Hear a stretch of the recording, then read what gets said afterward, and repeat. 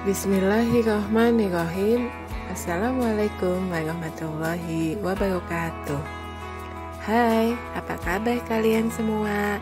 Semoga semua dalam keadaan sehat ya.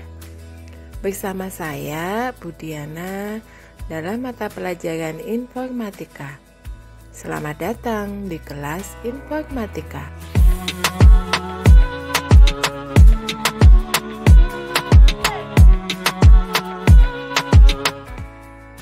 Materi kali ini adalah computational thinking. Kompetensi dasar pada materi ini adalah menerapkan berpikir komputasional untuk persoalan yang mengandung gabungan berbagai struktur data, himpunan, tumpukan, antrian, graf atau jejaring, deret dengan pola kompleks, dan mengusulkan lebih dari satu solusi. Sementara untuk tujuan pembelajaran hari ini adalah mengenal dan memahami berbagai komputasional, memahami dan menerapkan pendekatan dekomposisi, pengenalan pola, abstraksi, dan algoritma dalam menganalisis dan mencari solusi permasalahan. 3. Membuat dan menerapkan perencanaan evaluasi pada solusi yang diajukan. Apa sih computational thinking itu? Computational thinking atau disebut juga dengan berpikir komputasional adalah metode menyelesaikan persoalan dengan menerapkan teknik ilmu komputer atau informatika. Kenapa sih kita harus belajar ini? Ilmu ini mengajarkan kita bagaimana berpikir seperti cara komputer berpikir untuk menyelesaikan permasalahan di dunia nyata. Dengan teknik ini, kita akan belajar bagaimana berpikir secara terstruktur, seperti halnya para software engineer menganalisa kebutuhan dan merencanakan pengembangan software. Siapa itu software engineer? Software engineer itu adalah orang yang pekerjaannya menganalisa kebutuhan dan merencanakan pengembangan software atau aplikasi apa yang nanti akan dibuatnya. Lalu, bagaimana menerapkan computational thinking itu? Ada 3 tahapan. Yang pertama adalah memahami masalah, kemudian mengumpulkan data, dan mencari solusi sesuai dengan masalah yang ada. Ada 4 teknik computational thinking. Yang pertama adalah decomposition atau biasa disebut dengan dekomposisi.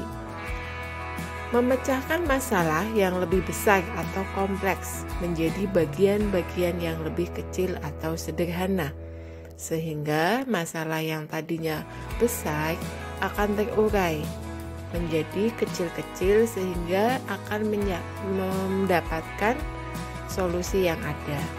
Kemudian yang kedua yaitu pattern recognition atau pengenalan pola, yaitu mencari atau menemukan persamaan pola antar masalah maupun dalam masalah tersebut.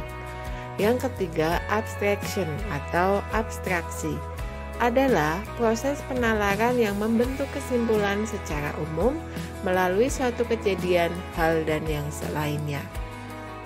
Sementara yang terakhir, yang keempat adalah algoritms atau algoritma, membangun langkah-langkah solusi terhadap masalah. Berikut ini adalah contoh penjelasan dari decomposition atau dekomposisi. Dicontohkan ada sepiring nasi goreng. Nah, ketika kita membuat sepiring nasi goreng, tentu kita harus menyiapkan beberapa tahapan terlebih dahulu, yaitu bumbu, sayuran, dan bahan utama. Untuk bumbu, misalnya apa saja bumbunya? Ada bawang putih, bawang merah, garam, kecap, saus, cabai, dan yang lainnya. Kemudian memasukkannya pada saat minyak goreng sudah panas. Kemudian ada sayuran, ada sawi kubis, lalu masukkan sayuran pada saat nasi sudah dimasukkan ke wajan. Dan yang terakhir yaitu ada bahan utamanya, yaitu nasi 1 piring dan telur. Masukkan bahan utama setelah bumbu sudah dipanaskan. Nah, ini menjelaskan bahwa dekomposisi adalah sebuah masalah yang kemudian diuraikan, dipecahkan tahapan demi tahapan. Selanjutnya yang kedua adalah pattern recognition atau pengenalan pola. Dicontohkan ada soal seperti yang ada di gambar. Ada pola ke-1, 2, 3, 4, dan 5. Lalu ada pertanyaan, banyak lingkaran pada pola ke-10 adalah, kita akan coba menghitung dari pola pertama. Kita lihat di sana ada 1 kali 3, karena ada 3 lingkaran di sana. Kemudian yang kedua ada 2 kali 4. Kemudian yang ketiga ada 3 kali 5. Kemudian yang keempat ada 4 dikali 6. Kemudian yang kelima adalah 5 dikali 7. Nah, dari sana kita coba perhatikan apakah ada persamaan pola di antara 1 sampai dengan 5. Nah, terlihat ya, misalnya nomor 1 kali 3 selisihnya adalah 2. Kemudian nomor 2 dan 4 itu selisihnya juga 2. Yang ketiga juga demikian, 3 kali 5 selisihnya 2 sampai dengan yang ke-5. Untuk itu kita bisa mengambil pola selanjutnya, yaitu yang ke-10. 10 berarti 10 kali 12, karena polanya tadi adalah selisihnya 2.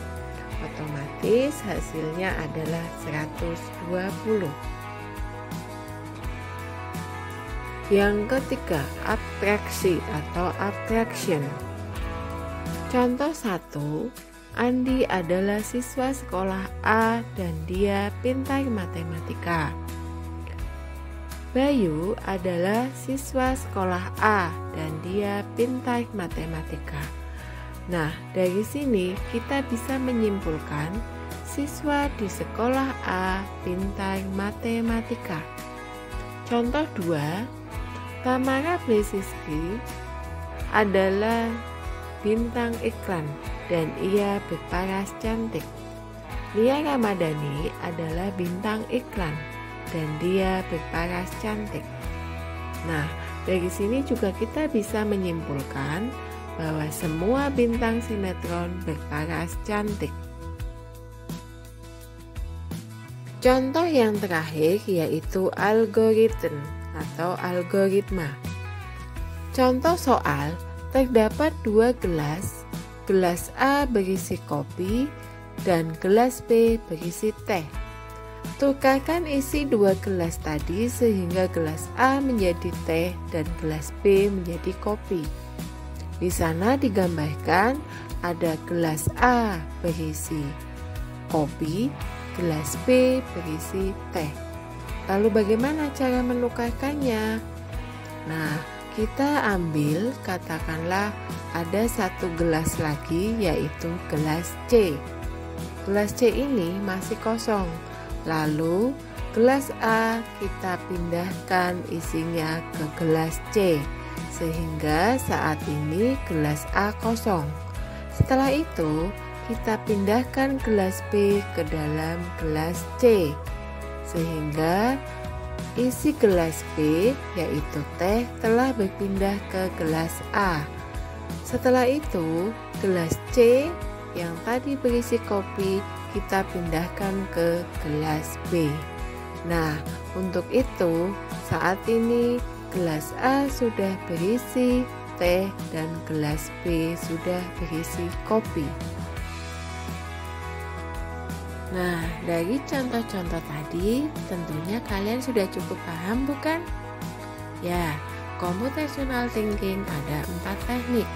dekomposisi, pengenalan pola, abstraksi, dan algoritma. Dengan 4 teknik ini, diharapkan kalian bisa mengerjakan soal-soal computational thinking dengan lebih mudah. Demikian pembelajaran kita kali ini. Semoga apa yang telah Ibu sampaikan bisa kalian pahami dengan baik ya. Saya akhiri. Wassalamualaikum warahmatullahi wabarakatuh.